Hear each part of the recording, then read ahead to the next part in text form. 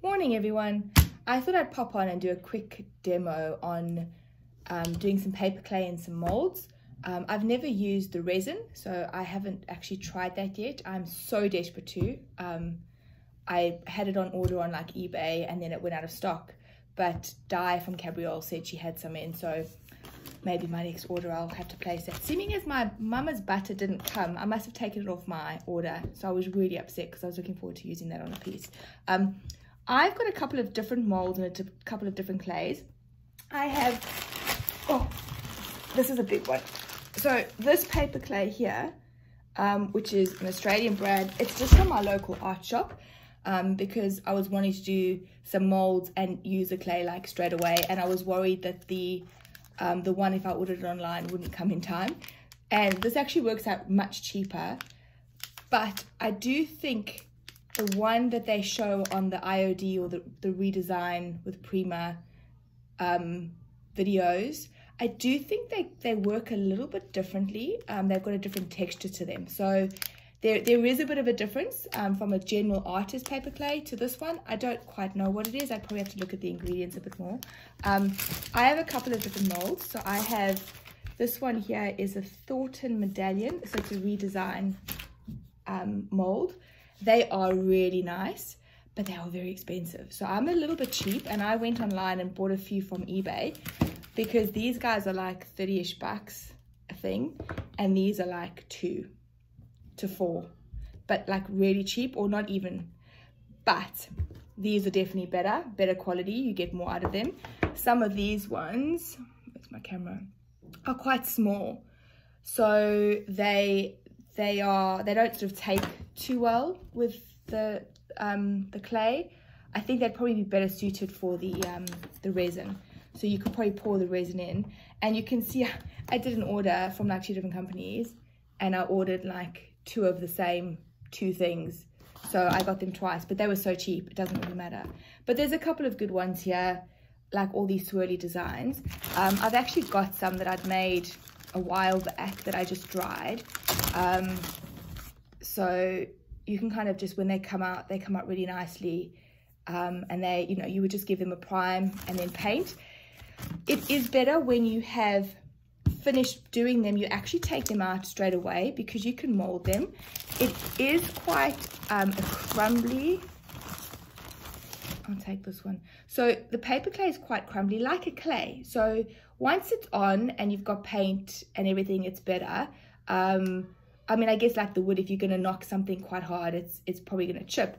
But if you've got it like this, check, it breaks quite easily because it is paper. It's a very sort of fragile piece. So it's much harder to work with when it's dry. I've done a few of these because they go quite nicely onto paper or to canvas. But same thing, they don't quite sit. Is that flat? Probably can't see it. I don't know if you can see it. This angle is probably better. It doesn't really sit 100% flat on that side.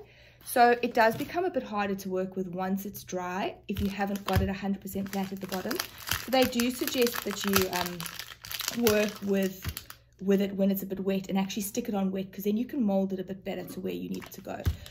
So first thing you want to start with is, I'm going to just work with this one because it's easier, is your mold. And I'm going to try if I can change the camera to go down a bit.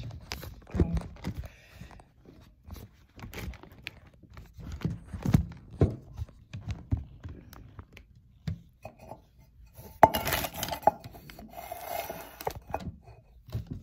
I'm actually trying to do this without a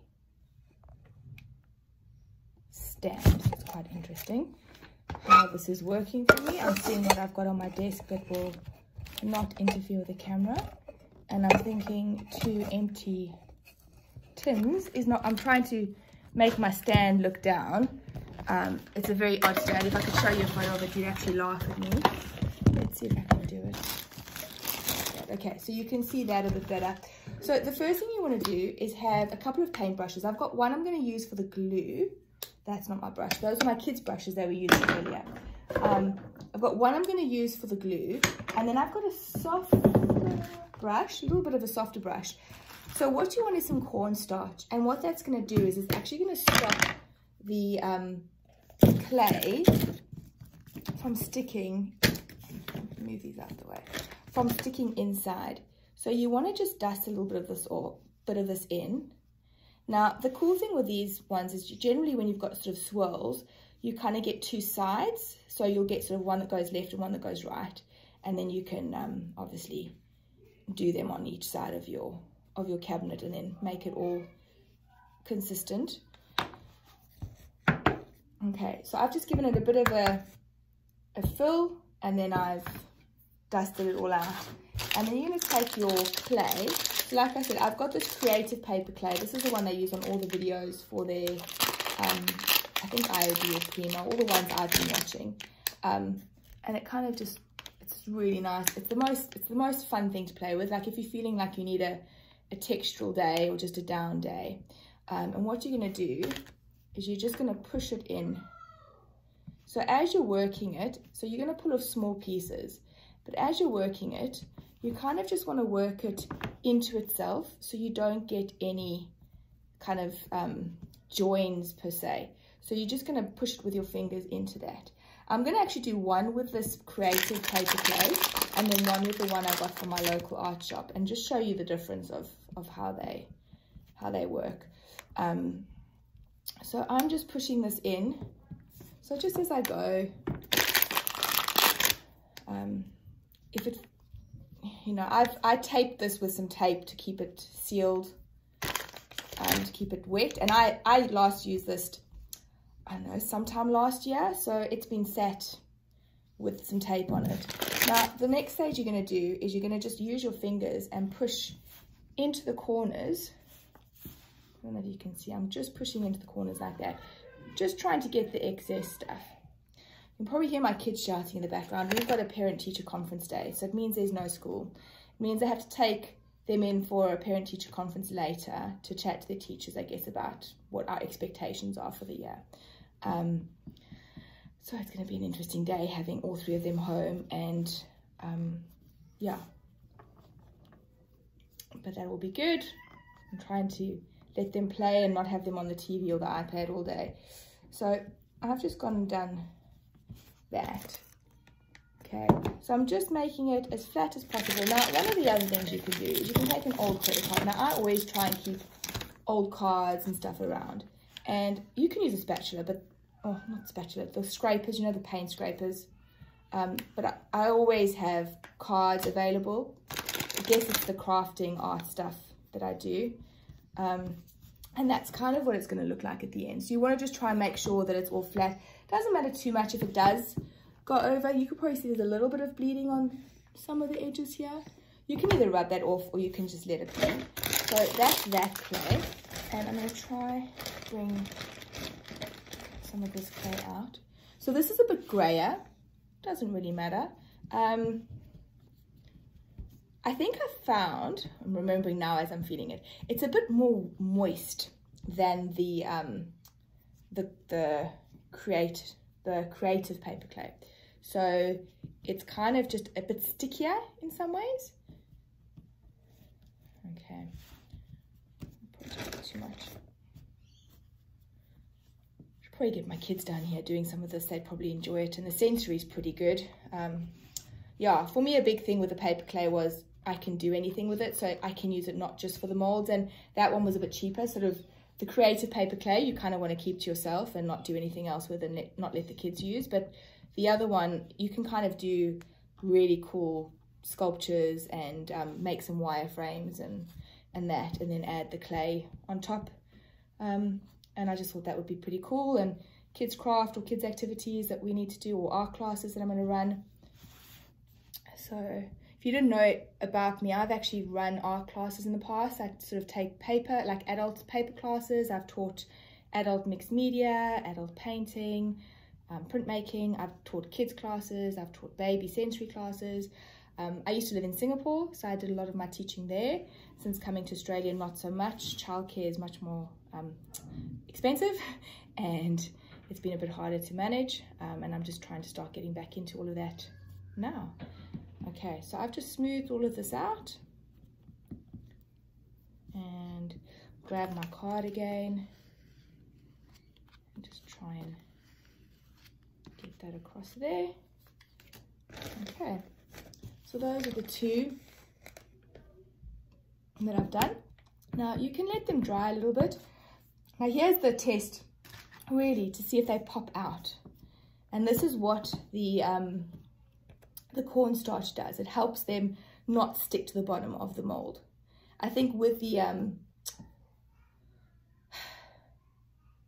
pouring resin, I can never remember the name of it, the resin, I don't know if you need to put a sort of something at the bottom to stop it sticking. I think it's a bit different to the clay. All right, so you just want to pull it out really gently. The nice thing with these molds is that they just bend and you can just pull everything out a bit. So that's kind of what that's going to come out like. Now remember, these are wet, so if you push sort of squash them, they are going to flatten. Now I think this is why I didn't like this paper clay one, because you can see what I meant by it's more wet. See how it's not coming out of the mold. Now I had this exactly the same with the cornstarch, and it's much harder to pull out of these molds. So I can't remember what I did in the end, or whether I just didn't use it for these. So it still comes out, but it's just pulling a little bit more on the, sticking a bit more, and I probably needs a bit more cornstarch next time. So yeah, so might see what other options there are available. Oh, and that's the thing, when it gets to a point where it gets a bit tricky, almost like let's just start again. So you want it to kind of just peel away from the edges. And this one's just going to be a bit tricky. So this one's probably not going to be one I'd want to use, because I've just distorted the, I mean, because it's still wet, it moves. But if you have a look at that one, I'll put them both on my hands and you can see. So the creative paper clay is definitely better for the molding, I find. You can have a look at, you know, how I've had to kind of squash that one a bit because it's wet. If you let it dry, then you have the issue where it cracks more easily. So I'm going to leave the other one. And now I'm stealing one of my kids' boxes because I don't have any furniture at the moment that I want to put one of these on. So I'm just, I've just stolen one of these craft boxes and hoping they'll be okay with me putting a mold on it. I don't think they'll complain. They'll be like, oh, that's cool. Can I paint it? All right. So, excuse me using my teeth over here. I'm just using Wellbond universal adhesive. It's a wood, tile, glass and more. Whatever PVA kind of glue you have, wood glue, whatever you've got going. You just want to put a little bit on the back, and this is where your paintbrush comes in, just to gently brush it along. So you're going to add some glue. Now remember, again, once it's on, it's going to be wet, and the glue is going to be a bit slippery. So you're going to have to think about how you're doing your molds. So I'm going to just show you. The nice thing with this is you can actually put it round an edge. Okay, so now what I'll probably do with this one, as I'm making them, I'll probably do a second one on that side. I'll probably make 4 now that I'm putting it on, and I think my kids will probably like me for it. I'll do 4 and then I'll go around the edge like that. But you see, you just kind of want to gently push it down, make sure the edges are down a bit, okay, and pressed. Now you probably don't want to sit it like this, because it's possible that the glue is still going to slip. What I have seen people do is they do put a bit of tape on. So if you're working on a piece that has to stay like this and you don't have a choice, then I've seen people just put a little bit of frog tape, just gently over it, like from there to there, that then holds it in place. And then it doesn't slip down. But obviously, because I've got this little small box, I can just work like that. And just making sure that it's kind of stuck down everywhere, especially at the edges. You can just double check all of that. And then you just want to leave that to dry. So it's going to be a few hours. Let's see what it says. I mean, it's a... Oh, so it air dries in 1 to 3 days, depending on thickness of project. That's what it kind of says on the back. So you will have to just play it by ear on, or play it by feel on how long it takes to dry. You might be able to come back to your project, you know, the next morning, and it's sort of dry enough that it's not going to squash. But you just want to feel it. You'll feel, you know, that there'll be no give once it has dried, and you'll be able to squash it. So just lightly touch it to make sure that it's all dry and ready. You will want to put a primer on it. I'll try to lift you up again so you can see my face now. You will want to put a primer on it because it is going to absorb your paint. So do a primer on it first and then put your paint over, and then you're pretty much good to go. Hope you enjoyed that.